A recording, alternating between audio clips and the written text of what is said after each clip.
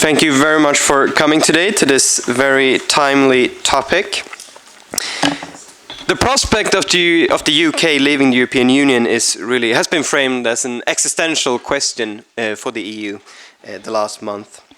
To be true, I mean, there's several questions that's been called an existential question for the EU. The euro crisis lately, the migration crisis. Brexit is slightly different. It's not only existential in the sense that the EU might fall apart, it's also existential because we might get some kind of answer of what kind of political construction is the European Union or will be, whether with the UK or without it. I think Swedes care perhaps more than other Europeans about the UK and about the possible Brexit. First of all, as we are, as we like to say, friends of the UK, especially within the EU, we often reach common positions when it's, for example, international trade, the internal market, the digital economy, the need for the reform of the agricultural policy, as a few examples. But also, since the prospects of an EU without the UK is honestly scaring the Swedes, life in the periphery would be harder for Sweden without a big country to kind of hide behind. I think it was Juncker last week, the Commission President, who said that we have too many part-time Europeans in Europe. And although he wasn't referring really to the northern countries or to Sweden, I think it's true to say that the patience with half-time Europeans would probably be limited after a Brexit. So that's something for Swedes to think about. But why are we in this situation, and what scenarios can we envision following the referendum in the UK? For the UK, for the EU, but also for other countries such as Sweden and, for example, Denmark. And I can think of nobody to discuss this question than a Brit working in Denmark, living in Sweden, and Ian Manners, who's a professor at the University of Copenhagen, a leading scholar on the EU and the UK-EU relation, and also a full-time European, if ever there was one. So, Ian, the floor is yours, and I'm looking forward to your talk, and then I'll come back to you. Great. Thank you very much, Björn, and thank you to everyone for taking time out to come here and hear about a country that may be a long way away, but it is of importance, I think, to the Swedish relationship to the EU and certainly to the Danish relationship to the EU. I should point out, not only am I a Brit living in Sweden, working in Denmark, I'm also Swedish at the same time.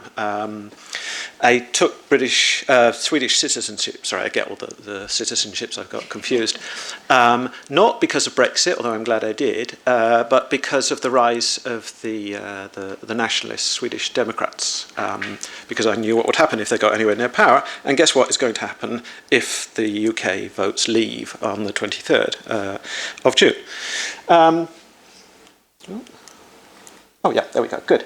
So I'm going to give a very quick presentation using images. I'm willing to come back to any and all of the images after the end of my talk. I find it's the easiest way to talk about the exit or Brexit debate, although actually I prefer to use the term Nexit.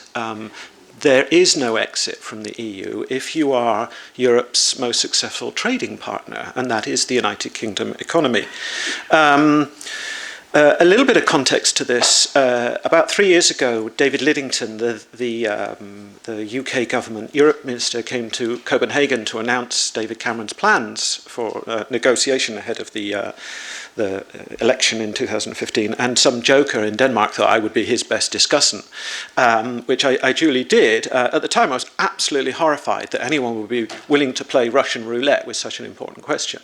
And here we are, 3 years later on, playing Russian roulette with less chambers and more bullets. But it has provided an opportunity to have a very serious discussion about the pros and cons of all member states' relationships to the EU. Now, there are obviously considerable differences between the Swedish and the UK relationship to the EU, and I will talk a little bit about some of these, but there are even more similarities.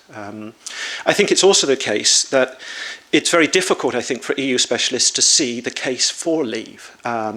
Luckily, I seem to be embedded into a social network and family in the UK that perfectly clear view and vision of the benefits of leaving the EU. So I will draw upon both these sides of my persona as I talk in 5 quick points about why we need the context, we need to look backwards. 2, the granting of special status to the UK in the EU, and some very small detail on the 4 so-called opt-outs. 3, the referendum debate so far, if that it can even be called that. 4, what does Little England have to look forward to in the near future, should exit or remain be the case? And finally, what is the long-term future both of the UK with the EU, and interestingly, the possibilities for other countries, and we now know, thanks to a recent poll, there are many other populations around the EU that would also like a referendum. Thank you very much. So let's get more pistols out, load up more bullets, and spin the chamber 4 or 5 more times, shall we? Oops, sorry. So the big blockbuster hit in the UK this year is Dad's Army. You may not have heard of this, but it provides some of the context, I think, which is important to relate. I spent 10 years working in Kent, which is the Garden of England, the home of the Battle of Britain, and it's always June 1940 in Kent.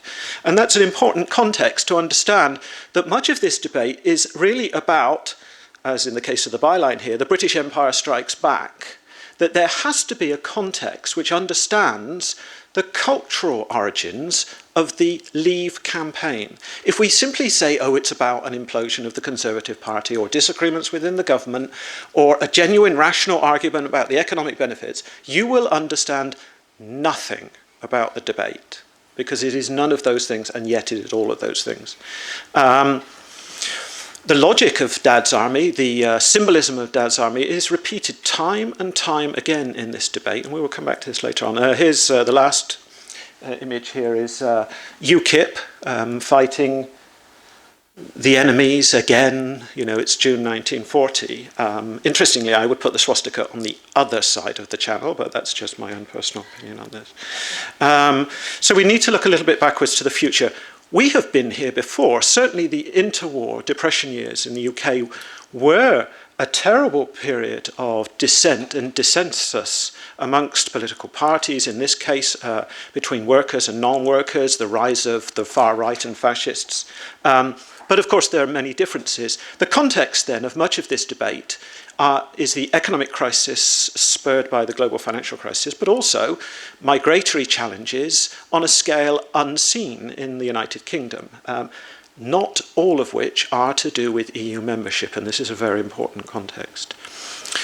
One way of talking about this that is common in academia, but not, interestingly, within popular parlance, is that the UK is still suffering from post-imperial or post-colonial melancholia.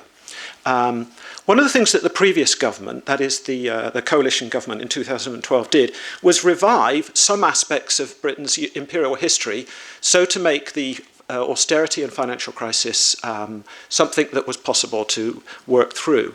The Queen's Jubilee, the 2012 Olympics, the 2012 campaign that Britain is great, the 2012 Bond movie launch, Bond is great, plays the discovery in 2011 of a poster not seen since 1939 of the need to keep calm and carry on within the period of austerity, plays upon a very backward-looking understanding of what it means to be British, not a forward-looking European understanding.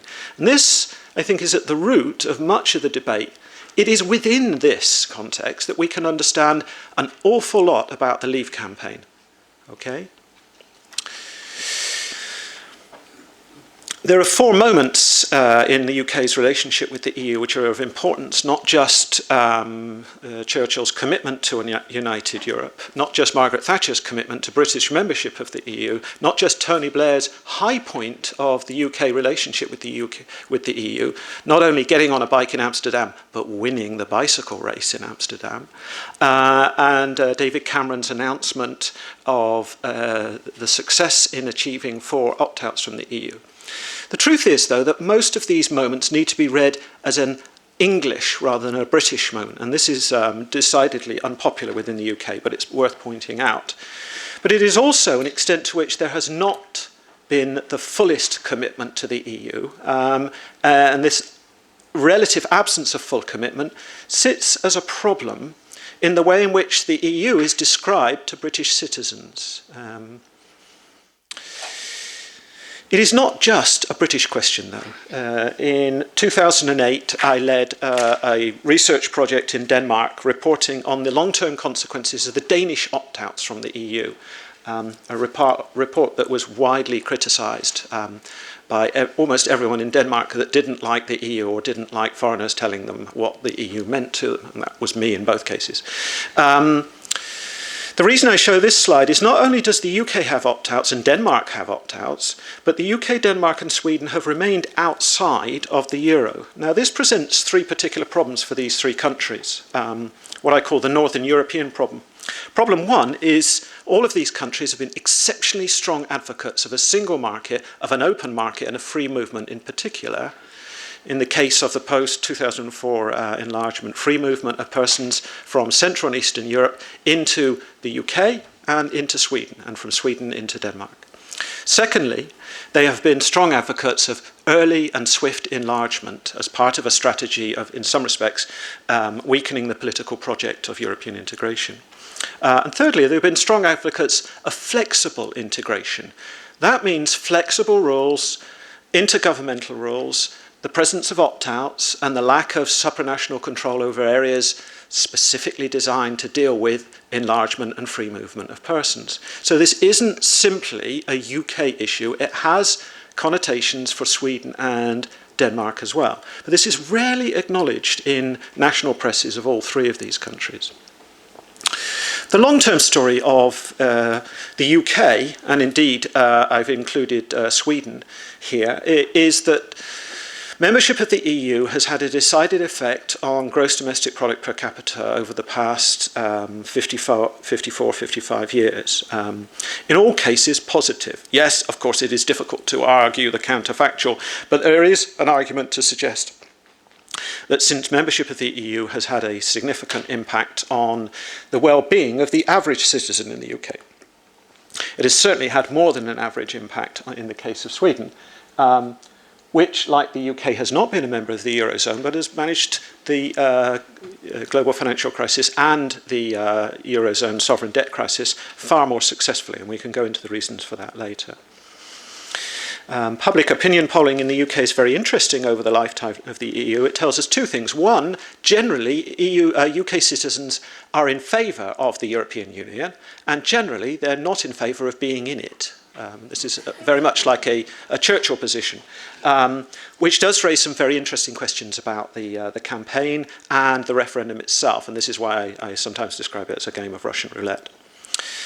Point two. Donald Tusk, in agreeing with David Cameron for Britain's 4 opt-outs, used the language of special status. This has never been used before and is possibly the one thing that most other member states would like also. Okay?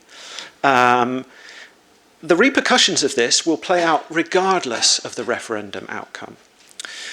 I have shortened this into 4 very simple types of opt-outs, comparable but in many ways different to the Danish opt-outs. One on economic governance and the question of UK's membership of the single market, but standing outside of Eurozone cooperation. 2, competitiveness and the question of red tape on business regulations. 3, the sovereignty question, what we call the S word, in particular the use of the phrase ever closer union, and the question of the role of the British Parliament in decision-making for social benefits and free movement of workers, in particular free movement of Central European and Eastern European workers, and whether or not they are working or claiming in-work benefits.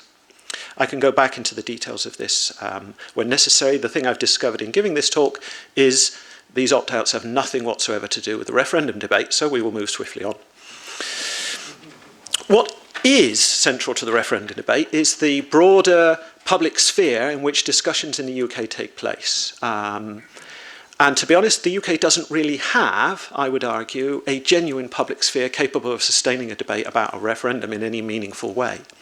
A long time ago in a galaxy far, far away, we used to work for the BBC, and it was quite clear even then that it was very difficult to have a meaningful debate about the EC as it was then. At the same time as trying to explain what this meant in a broader sense. And again, we see the reference back to here, the headline of The Sun, the extent to which it is possible even to discuss that there are 4 opt-outs and that they have different meanings. So we have, in effect, wound up with a deferendum, unlike any I think I've seen, although I've witnessed the Swedish referendum on the euro, the Danish referendum on the euro, and the Danish referendum on the patent court, and the Danish referendum on justice and home affairs, which had many parallels, to put it mildly, and I can go back into those if you wish. There is one problem with having a referendum in the UK, unlike the other countries that I've just alluded to, and that is that it's a first-past-the-post system, or a plurality. That means that the government in power will always be in a minority, or at least has been since 1945, which means that if you have at any time between elections, general elections, a vote on the popularity of the government, generally the answer will be no thank you. They're what we call second-order elections. So having a referendum in a country with a first-past-the-post system is in itself a form of Russian roulette. And certainly many people that I know are passionate about staying members of the EU hate David Cameron. And so they, like I, in many respects, are divided on how do you vote and why do you vote. The second problem in the UK is that there isn't a genuinely free press. The Independent newspaper ceased paper production a month ago. The Guardian is one of the biggest loss-making newspapers of all time and will soon cease publication. So you are really left with a group of publications owned by just 2 holders. And one of them is this guy here, Rupert Murdoch, whose media operations are dominant within the UK and who sets the tone on almost all the public debate in mainstream media. Most newspapers, through any survey, turn out to be fairly right-wing on most issues. And so it's very, very difficult to have a public debate with any meaningful two-sided approach. That's also the case in other member states, Denmark and Finland being interesting comparators. Sweden apparently is the other way around, as you see from the left-hand indicator. So there's widespread structural press bias within the UK, even including my former employer, the BBC, who have a tendency, indeed now a requirement, to have to present both sides of the argument. Yeah? Despite the potential that this wouldn't be the way that you'd present any argument, apart from a referendum debate. So the BBC has been, in all academic works, described as being pro-business and pro-nationalistic in the way in which it presents arguments, and being forced, because of its position within the broader public debate, to present equally both sides of the argument without genuinely challenging either on the basis of the claims made. The other dynamic of the debate is the extent to which, in the early phases of the debate, the solution to the UK's problem was to go back to what we would call the Anglosphere. You remember the British Empire? Me too. Yeah. It's not pink in this diagram, I'm sorry about that. But the Anglosphere is basically the remnants of the UK Empire. The only problem with this debate, as has become quite clear over the past 2 weeks, is almost every major leader of a country or foreign minister of a country within the Anglosphere said, no thanks very much, what are you doing? Okay, and in the case of the intervention by Obama, perhaps backfired, but certainly pointing out that the UK is not still the British Empire and that there are problems with claiming that there might be some solution in searching for the Anglosphere. The main discourse of the public debate has been to blame foreigners for pretty much everything. The global financial crisis, of course, was caused by foreigners. The Eurozone sovereign debt crisis was caused by foreigners. Foreigners were caused by foreigners. Migration into the UK was caused by foreigners. Interventions into the UK debate by people like me is caused by foreigners. Now, it may sound funny, but unfortunately, this is more or less the level of much of the public debate within the UK. I won't even mention the Russian-style trolling that takes place in the public sphere. So if we were to take an unweighted poll of polls, the debate has been, the public opinion on this is generally very, very close to call. I can go into later into questioning what the potential outcome might be.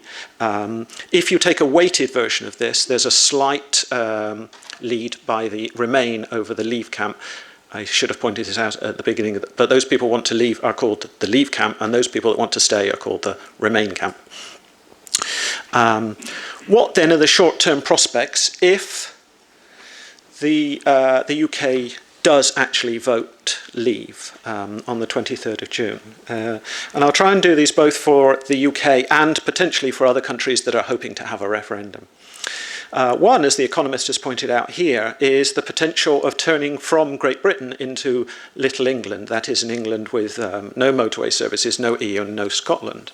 Part of this discourse is the wish by nationalist movements within the United Kingdom to at least use this as an opportunity to force a very public debate in countries, unlike Scotland, where there has not been the same scale of argument about dissolution of the Union.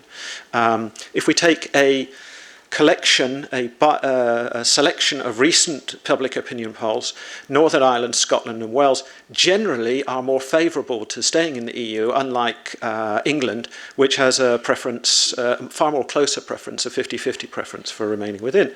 So one of the first impacts of a leave vote would be pressure, certainly in Scotland, perhaps in Wales, for referendums on independence for these countries. There wouldn't be pressure in Ireland, in Northern Ireland, but what you would potentially see is a return to what we call the troubles of the 1970s and 1980s, as a Trump-like wall is rebuilt along the border between Northern Ireland and Southern Ireland. The second argument is what would happen to all the red tape that slows down successful British industry? Well, firstly, the British economy is less regulated than any other member state of the EU, both in terms of labour regulation and in terms of business regulation. So it already has an advantageous position, which it possibly wouldn't have if it were to leave and then renegotiate. It has already been engaging in the process of cutting red tape.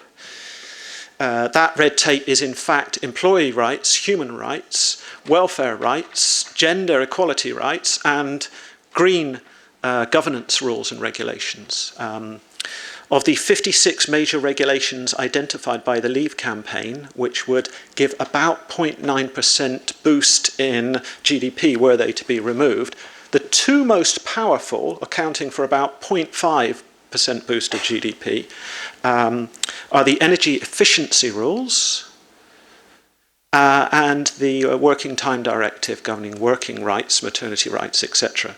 The removal of these would boost the British economy, but it would be a very, very different British economy. And by the way, I should add that the so-called rights governing working practices are nowhere near the level witnessed in Denmark and Sweden. So cutting red tape is really about cutting rights, workers' rights, green rights, human rights. The third element of this is that it probably wouldn't stop there.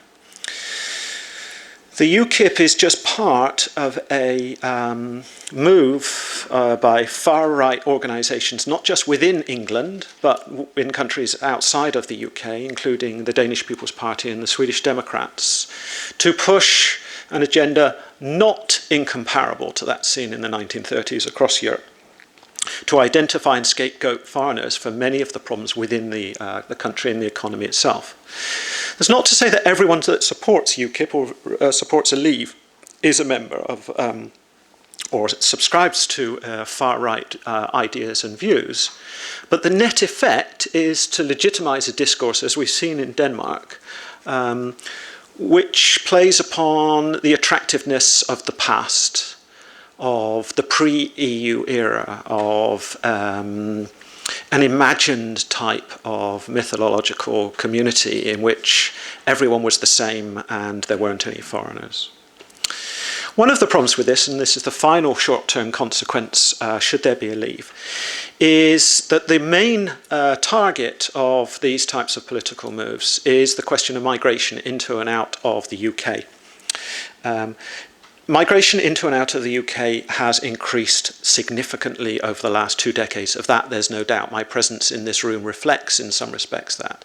The fact that, for example, the entire Bologna process has resulted in the Anglicisation of higher education across the EU. And believe me, I've taught in most countries in the EU, and the transformation since 1995 has been absolutely unimaginable. Is just one small reflection of a much bigger story. Yes, there has been a significant increase in migrants into the UK, as was part of government policy throughout the 1990s and into the 2000s. And we can talk about why. One of the consequences of this, and I took this particular slide here from the Daily Mail, an excellent source on finding out what foreigners are up to in the UK. Based on the UK census of 2011, the census is largely inaccurate, but is still carried out every 10 years. Yes, there are significant numbers of Poles, Lithuanians, and other Eastern Europeans, but the largest group comes from outside of the EU, in particular India, Pakistan, China, Nigeria, United States, South Africa, and the Philippines. None of which is anything to do with the EU. These are rules and regulations that the UK is in charge of as part of its opt-out from Schengen. Okay? And the downside of that, of course, is that the recent migrants into the UK are net contributors to all areas of the British economy. Without them, a serious question has to be asked about what the British economy would look like. So this is an age profile, a demographic profile pointing out from these sidebars here, this is non-UK born males and females and how they contribute to the society as a whole compared to UK born population. For example, working in old age people's homes, providing social services, providing services which UK citizens are either unwilling or unable to do. Let's speak finally about what is the future of the UK, whether or not it leaves. And this is an interesting point here. Now, a lot of the debate has been framed in terms of previous relationships. In this case, the European Economic Area, the European Free Trade Area, the EU-Turkey Free Customs Union, and the recently negotiated, although not completed, and certainly not in force, at least fully for the next 7 years, the EU-Canadian Free Trade Agreement. To be honest, none of these provide a suitable model for what will eventually happen should the UK leave the EU, but it's worth talking about them in these terms. Instead, I've got 3 models. I used to have 4, but as most of the debates have now settled down to 3, I'll just go with the 3. And they're based on 3 little islands around the world where the Union Jack still flies. So let's see if we can guess. Well, the first one in these is pretty obvious. It's Gibraltar, okay? Let me just do this. There we go. So the Gibraltar model is basically the status of the UK if it basically joins the European Economic Area but doesn't remain a full member. That is that it is a rock that sits off the coast of the EU, subscribes, like Norway, Iceland, and Liechtenstein, to the single market rules and benefits from, in particular, the non-tariff barriers and the access for services. This is critical for the UK. 80% of UK workers work within the broader services industry, and financial services is a significant proportion of that, in particular the City of London and other financial services. The problem with this is it's now off the table. Initially, it was thought that this is the position that the Leave campaign would take, and initially some leavers did suggest this was the ideal solution for the UK, was to become Gibraltar or Norway. But because it requires free movement of persons, there is absolutely no chance, I think, of after any no result of agreeing to this position. Instead, the next position was taken to have a soft exit, that is to join a free trade association or to create Britain's own free trade agreement with the EU, where non-tariff barriers would remain. There wouldn't be full access to the single market, but tariff-free trade with the EU would be achieved, a little bit like a sort of a Switzerland meets Turkey meets Canada type relationship. And for a very, very long time, at least until this week, this was thought to be the position that the Leave campaign would take. In some respects, it's kind of similar to this little island here with the old Union Jack flying over, what I like to call the Cayman Position. That is that the UK could focus in particular on its type of offshore activities. One of the problems with this is it's unlikely to cover services.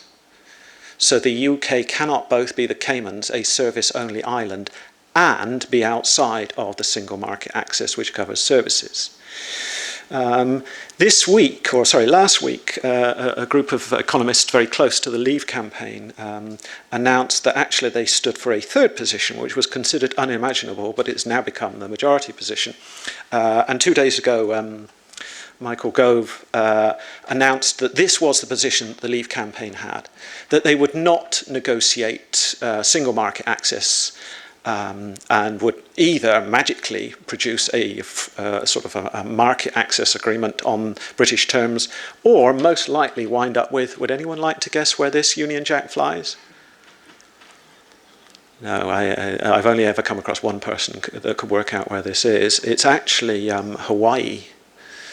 I'm not advocating a Hawaii position. What I am actually advocating is a sort of a Puerto Rico type position, that a very deep cut to the economy would be if the EU is not able to negotiate on its terms an economic relationship, and winds up finding itself almost a protectorate of the United States, where tariff and non-tariff barriers remain in place. Now, the UK Treasury report actually modelled in these terms and estimated that within 15 years, if this was to be the case, Model 1, the Gibraltar position, would result in an approximate decrease in gross domestic product over 15 years of about 4%. Model 2, the Cayman Islands position, of approximate loss over 15 years of 6%, and Model 3, the so-called kind of Puerto Rico position, of approximate loss of about 8%.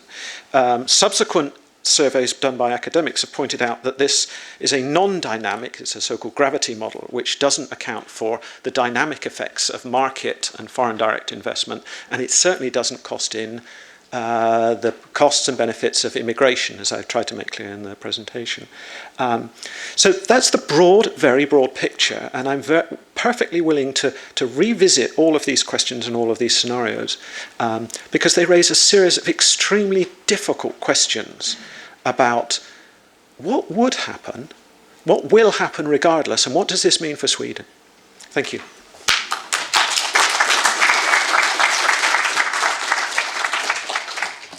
Thank you very much, Jan. Well, please have a... Do you want to keep standing? I think your microphone is on here. Okay. We'll soon let in the audience. I just have a few questions.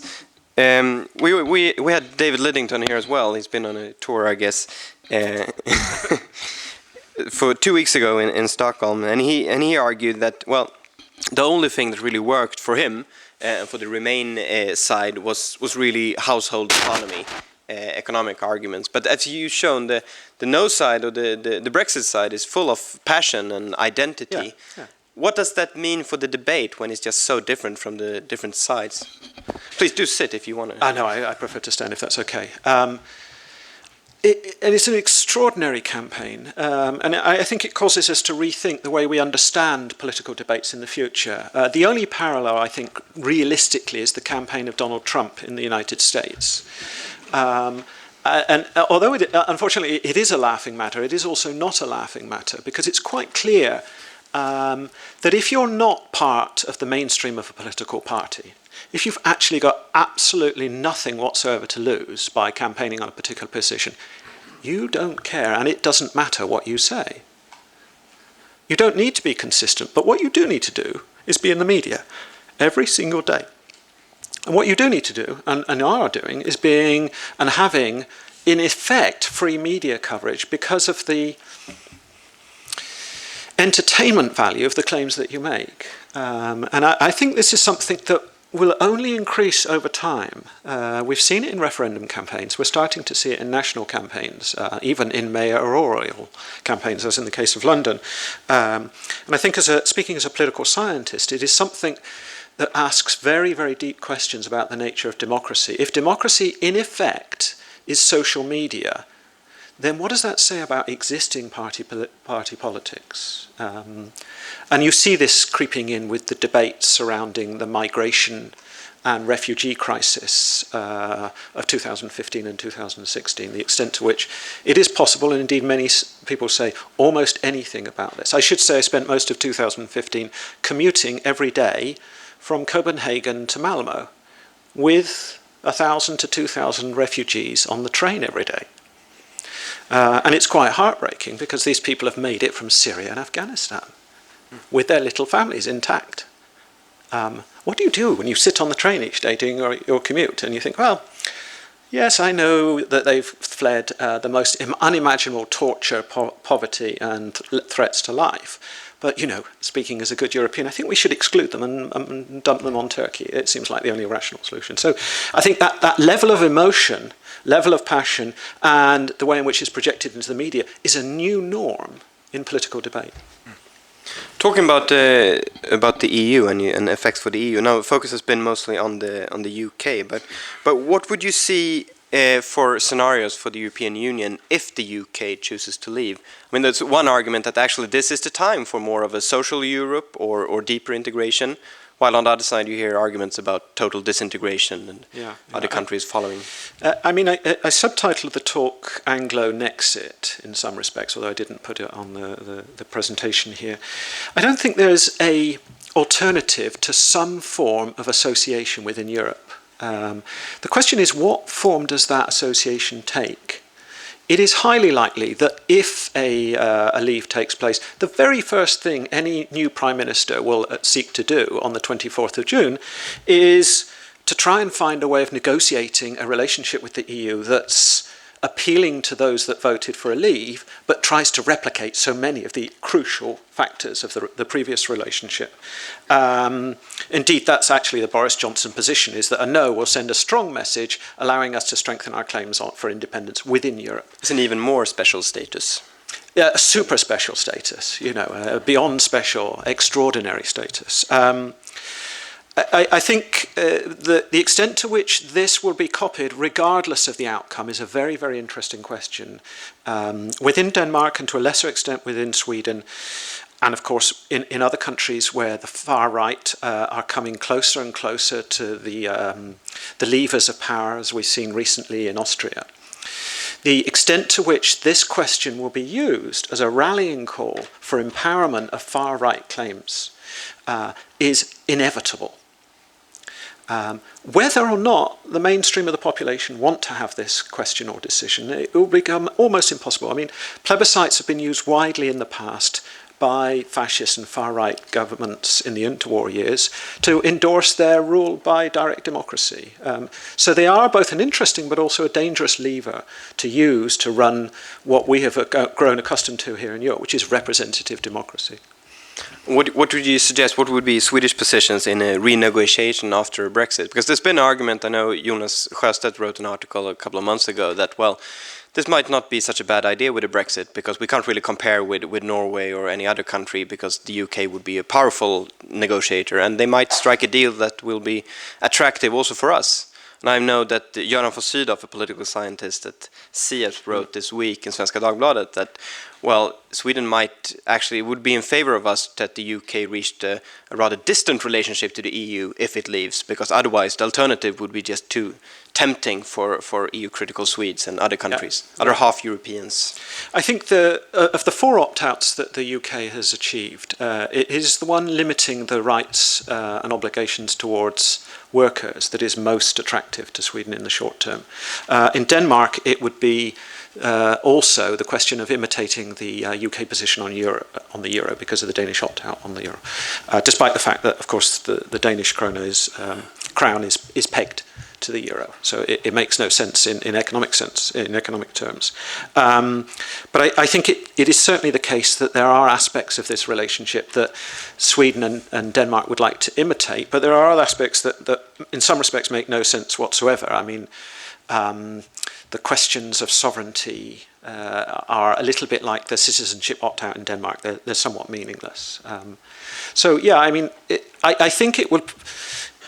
Undoubtedly, regardless of the outcome, it will form a type of a lightning rod for claims in countries like Poland, Hungary, Sweden, Denmark to renegotiate aspects of some or all of the national relationships with the EU, irrespective of the facts on the ground. And that's the important thing in this debate, that this is a very impassioned debate. It's very much about national identity, about reconstructing the past in a way that serves political aims of the future.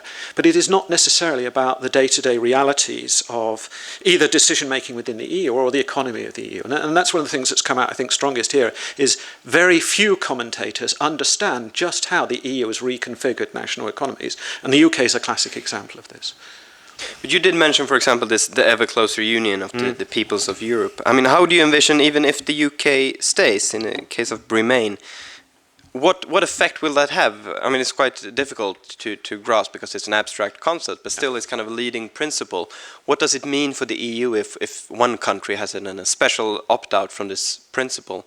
Yeah, sure. I mean, it depends what you think the point of the opt-out is. In the past, the very strong Danish opt-outs and British opt-outs, in particular on the euro, and to a lesser extent on justice and home affairs on Schengen, were in some ways treated as if they were sort of an intermediate step, a fuzzy middle ground until the Danes or the Brits got their act together and saw the light.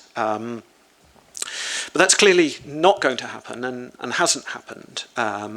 So opt-outs are no longer sort of an intermediate ground. They are undoubtedly a permanent position. One of the things that we've seen in Denmark is just how hard countries have to work to compensate for those opt-outs, both in terms of diplomatic capital, but in terms of dealing with the consequences. For instance, if you are not participating fully in issues to do with justice and home affairs, to do with Schengen, what do you have to do to compensate? Imitating legislation unilaterally, negotiating bilateral deals with third countries on questions involving asylum seekers or migrants, simply to replicate the position taken by the Schengen or in some cases other groupings. I think the UK position will remain broadly, even after a Remain, a little bit like this kind of intermediate position, but permanently. That is, instead of having opt-outs on Schengen and opt-outs on the euro, it will now have further opt-outs, a range of 6 major opt-outs, or 5 plus ever closer union.